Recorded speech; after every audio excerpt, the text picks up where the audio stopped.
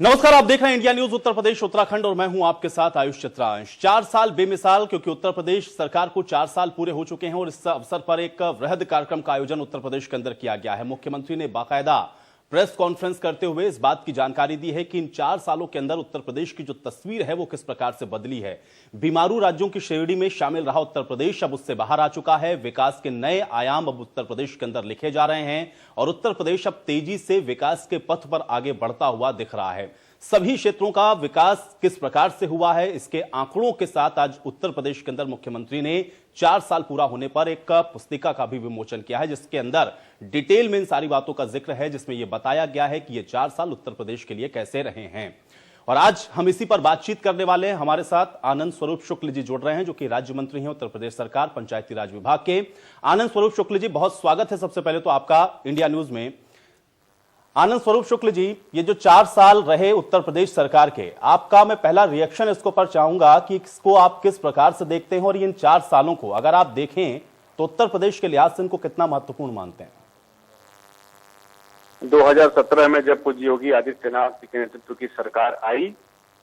पिछले 4 वर्षों में उत्तर प्रदेश की 24 करोड़ जनता ने विश्वास किया है कि यह सरकार आम जनता की सरकार है, जिनके लिए कोई नहीं है उनके लिए सरकार खड़ी है।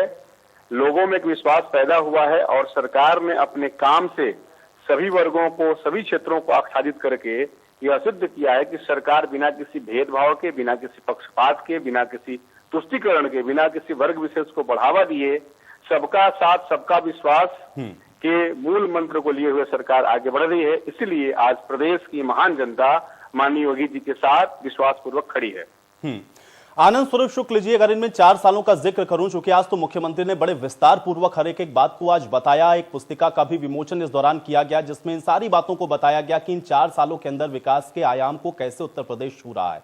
लेकिन जिस विभाग का आप नेतृत्व करते हैं उसके ऊपर सबकी निगाहें होती हैं। अगर उस विभाग के लिहाज से भी मैं आपसे जानना चाहूं तो ऐसी कौन सी बड़ी बातें हैं जो आप बता सकते हैं उस विभाग के हिसाब से, जो आप लोगों ने विगत 4 वर्षों में की? मैं ये बताना चाहता हूं कि मैं संसदीय कार्य और ग्राम्य विकास राज्य मंत्री हूं। हमारे ग्राम्य विकास विभाग ने संपूर्ण भारतवर्ष में उत्तर प्रदेश को अनेकों पुरस्कार दिलवाए हैं। मनरेगा के माध्यम से 101 करोड़ मानव दिवस सृजित करके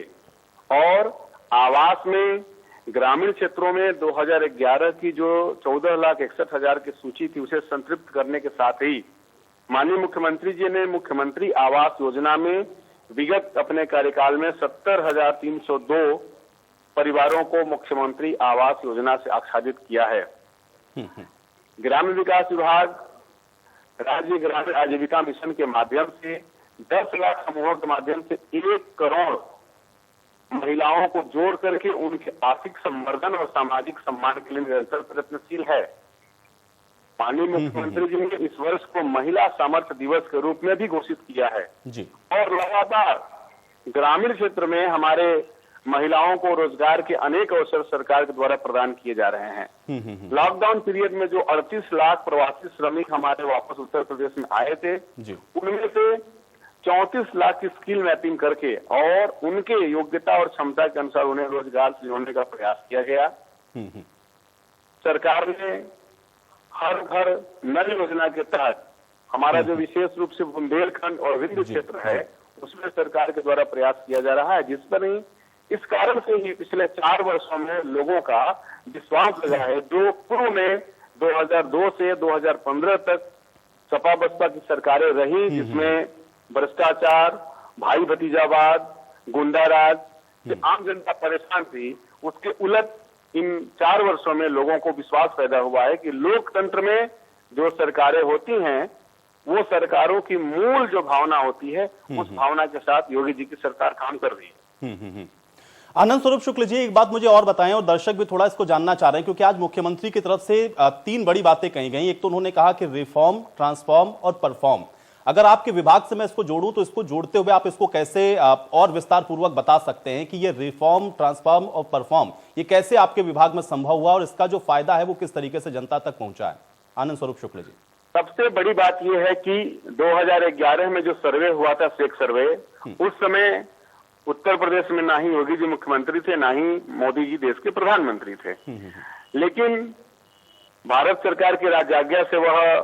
सर्वे हुआ था। उस सर्वे को मानते हुए 2016 में माननीय प्रधानमंत्री जी ने प्रधानमंत्री आवास योजना ग्रामीण का शुभारंभ किया। तब से मुख्यमंत्री अखिलेश यादव जी ने इसमें कोई रुचि नहीं दिखाई, लेकिन मार्च 2017 में योगी जी के मुख्यमंत्री बनने के बाद से आगामी 3 वर्षों में ही उत्तर प्रदेश की पात्रता सूची में 14,61,000 पात्र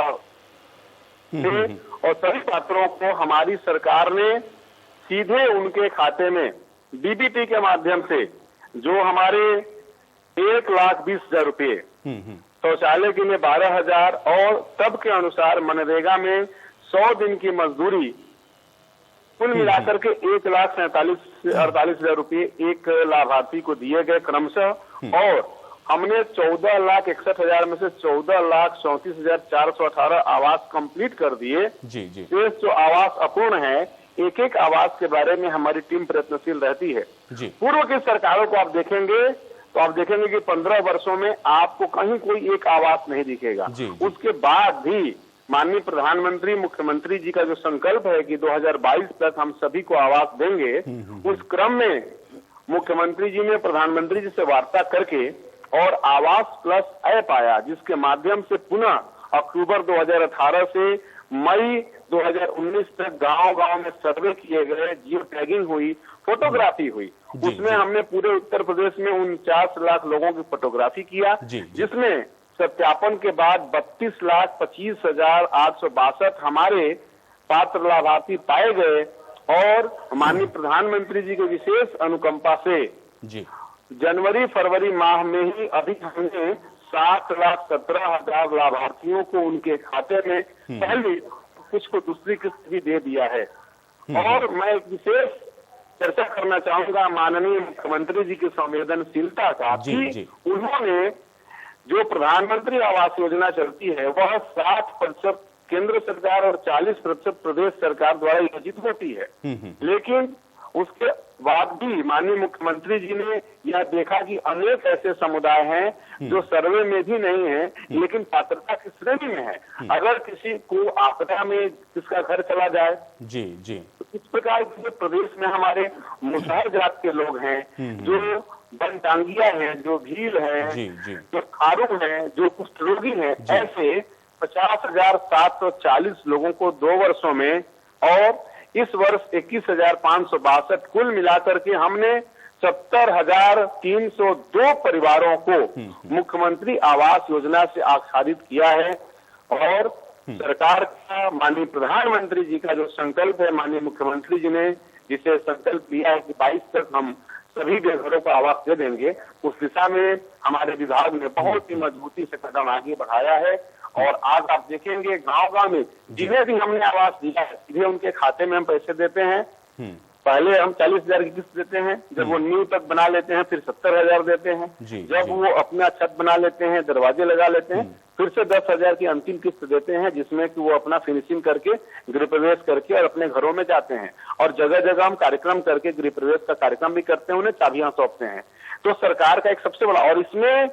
प्रधानमंत्री आवास योजना ग्रामीण में उत्तर प्रदेश ने देश में हमेशा ही प्रथम स्थान प्राप्त किया है। हमारा जो मनरेगा का हमारा अभियान है, मनरेगा के अभियान से हमने 101 करोड़ मानव दिवस सृजित करके 1.5 करोड़ से अधिक लोगों को हमने, तब जब लॉकडाउन पीरियड में लोगों के लिए मनरेगा एक संजीवनी बन करके आया।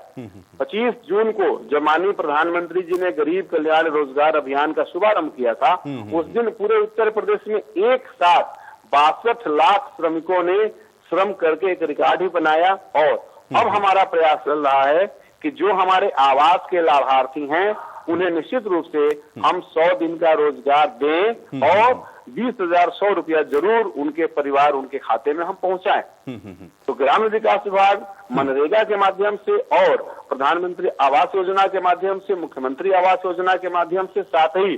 जो सबसे बड़ा हमारा गरीबी उन्मूलन का, निर्धनता उन्मूलन का जो सबसे बड़ा अभियान चल रहा है, वो हमारा अभियान है राज्य ग्रामीण आजीविका मिशन के माध्यम से। आज 10 लाख समूहों के माध्यम से 1 करोड़ से अधिक महिलाओं को जोड़ करके और उन्हें रोजगार के अनेक माध्यमों से जोड़ा गया है। निरंतर हमारे उत्तर प्रदेश के सभी 862 ब्लॉकों को हमने इंटेंसिव ब्लॉक बनाया है। जी। सभी में हमारे प्रोफेशनल डीएमएम पहुंच गए हैं। हमारे जिले में, हर जिले में हमारे 5 या 6 डिस्ट्रिक्ट मिशन मैनेजर जो कि स्किल्ड होते हैं और वो जा करके ग्रामीण क्षेत्र की महिलाओं को प्रेरित करते हैं, उनके बैंक खाते खुलवाना, उनको रोजगार के अवसर देना, उनको विभिन्न प्रकार के प्रशिक्षण देना, ये हमारा विभाग निश्चित रूप से पूरे भारतवर्ष में अनेक बार पुरस्कार प्राप्त कर रहा है। और माननीय मुख्यमंत्री जी के कुशल मार्गदर्शन में हम सभी निरंतर उत्तर प्रदेश की आम जनता की सेवा में आगे बढ़ रहे हैं। बिल्कुल आनंद स्वरूप शुक्ल जी, आपने बहुत विस्तार पूर्वक बताया कि किस तरीके से 4 सालों के अंदर खासतौर से आपके विभाग के द्वारा क्या काम किए गए और कैसे उसको आप लोग कंट्रीब्यूट कर रहे हैं उत्तर प्रदेश के अंदर। लेकिन एक चीज मैं और थोड़ा जानना चाहूंगा, क्योंकि अभी भी 1 साल से ज्यादा का वक्त आप लोगों के पास में है, कुछ ऐसा ध्येय या लक्ष्य लेकर के जरूर आप चल रहे होंगे जो अंतिम वर्ष तक पहुंचते पहुंचते आप लोग सोच रहे होंगे कि इसको पूरा करें। मैं थोड़ा वो भी आपसे जानना चाहूंगा। हमारा जो हमारे विभाग का लक्ष्य है, उस विभाग में हमारा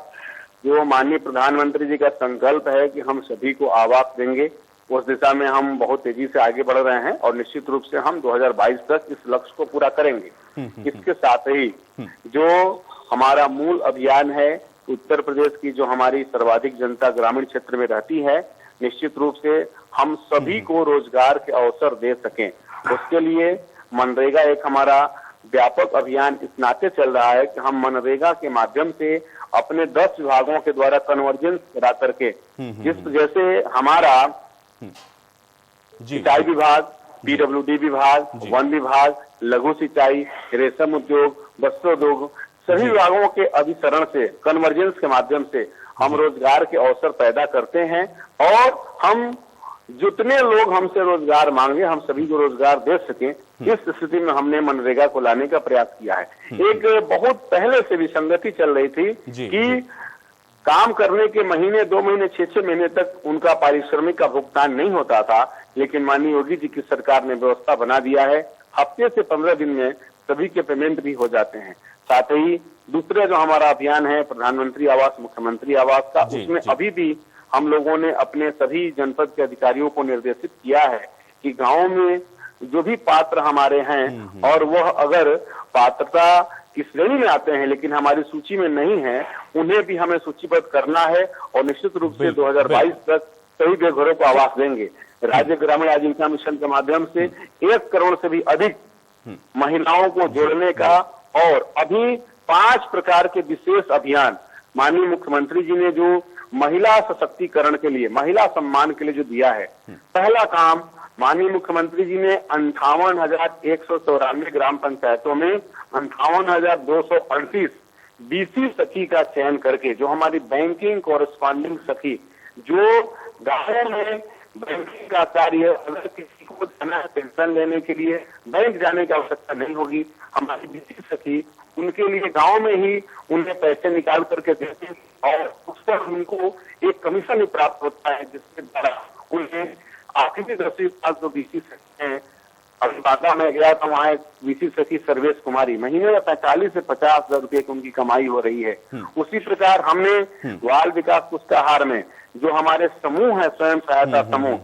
हम अपने 826 ब्लॉकों में 240 ब्लॉकों में। चलिए आनंद स्वरूप शुक्ल जी, मैं बहुत माफी के साथ आपको रोकूंगा क्योंकि मेरे पास समय नहीं, लेकिन आपने अपना कीमती समय निकाला, हमारे साथ जुड़े, इन तमाम विषयों पर आपने विस्तार पूर्वक बताया। बहुत शुक्रिया अपना समय निकालने के लिए और हमारे साथ इस चर्चा में शामिल होने के लिए। इसी के साथ रुकना है यहाँ पर एक छोटे